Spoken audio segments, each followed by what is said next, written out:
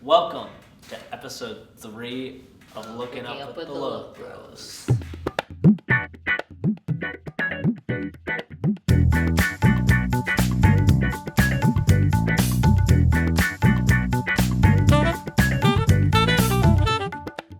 Yeah, this episode is called The Glue Guys.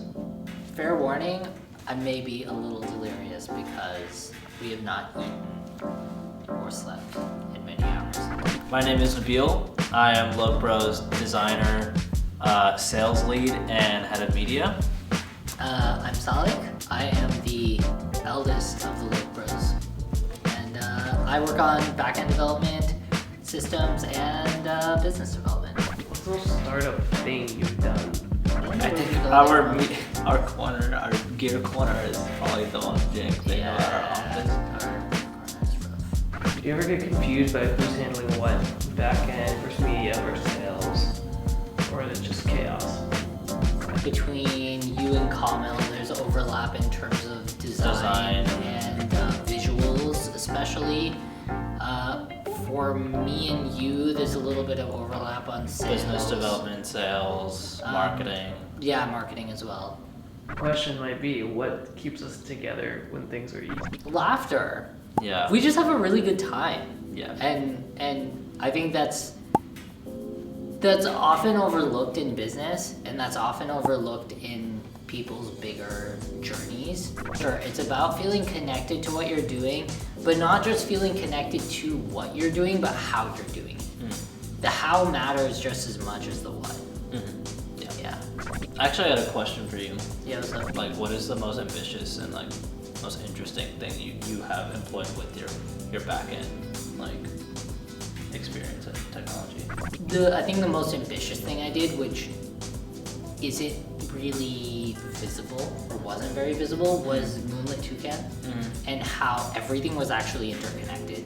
How the impact of one thing that happened in one corner of the room was actually being tracked somewhere in the database and impacting something else that was happening on the other side of the room. I've never experimented with that kind of thing where we were like, I felt like I was DJing that event because I built an admin panel specifically for that event. Yeah. And then just clicking a button would turn on all of the berry bushes, and I could see in real time like which ones were on cooldown, how many berries had been picked, like all of that. And then you stuff triggered a was big sort event, too. and then I triggered like something to happen. So All the lights went red. Yeah. Like all the visuals changed. It was a cool moment. That was It really cool. It was a really cool moment Yeah. to be able to say, oh, I actually just like built this with Elixir and Vita. 10 interconnected RFID sensors.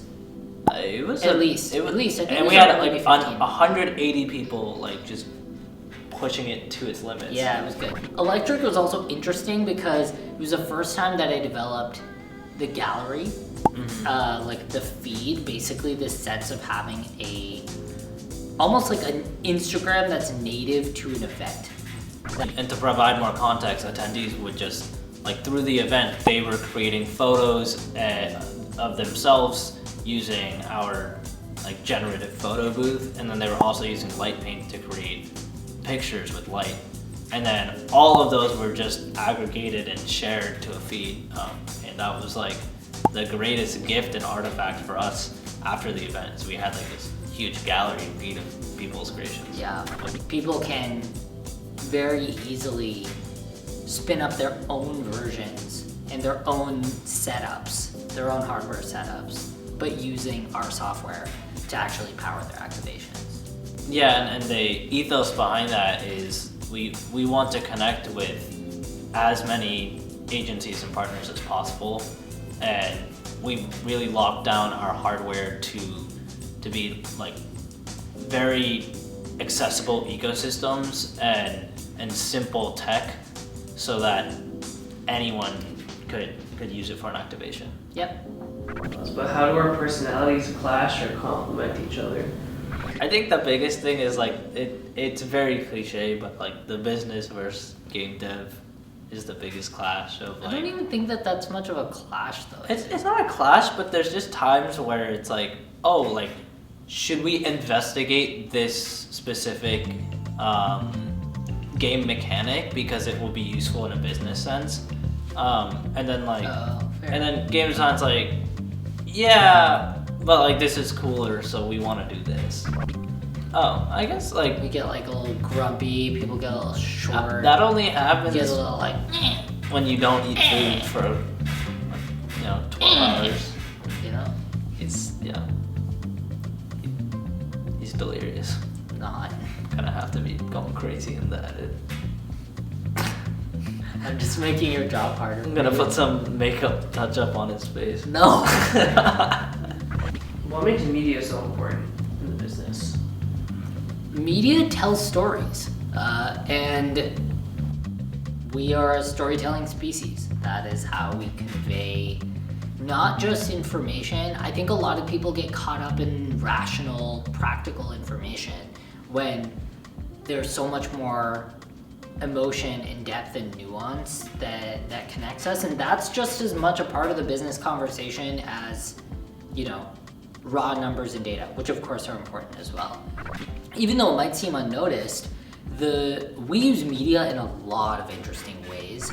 I was a trained videographer and designer, but I really feel like a holistic designer now because I've got my hands like in every process, and there's like it's really interesting how the video side is being employed. Yeah. Even in those activation standbys, like how I can fit narrative in those states to educate people how to interact with our experiences in games.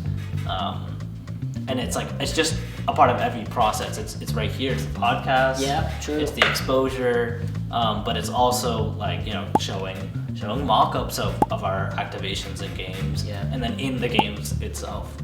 So what we're doing is in the real world and not just on the computer.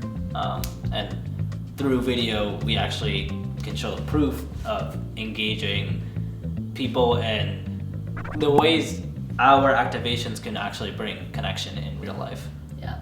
You Oh, just looking watched up. episode 3 with You just interrupted me. I guess we're having a clash. Clash of Clans. You just watched episode 3 of Looking Up with the Love Bro. This is the glue, guys. Look up. Okay, I don't use that in that. Guys, I'm telling you, we don't have to look up. Why not? It's part of our brand. Why not? Keep in tune with our Substack, Instagram, LinkedIn, and stay tuned for the next one. Catch you on the flip side.